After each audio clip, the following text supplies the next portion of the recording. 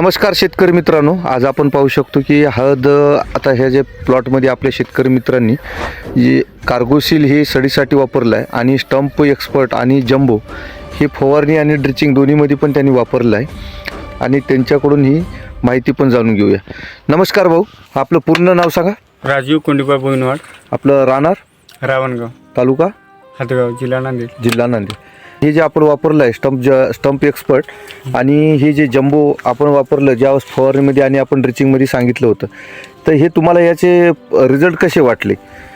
आम्ही सोचलं त्याच्यापेक्षा जास्त वाटले, कारण हां आम्ही जे केलेलं आहे, कारण आतापर्यंत आमची हळद अशी नव्हती. हां कारण हे ज्यावेळेस आम्ही ड्रिचिंग केली आणि थोडंफार उरलेलं होतं, हां त्याच्यानंतर आम्ही वरून फवारणी केली. फवारणी पण सांगितली. वरून पण फवारणी केली. ठीक आहे. तर आपल्याला या पानामध्ये आपल्याला ग्रीनरी आणि जो पाण्याची जाडी याच्यामध्ये काही फरक जाणवला का? 100% साहेब, 100%. 100%. तर आपण आपल्या शेतकरी मित्रासाठी फुटव्याची पण संख्या दाखवूत.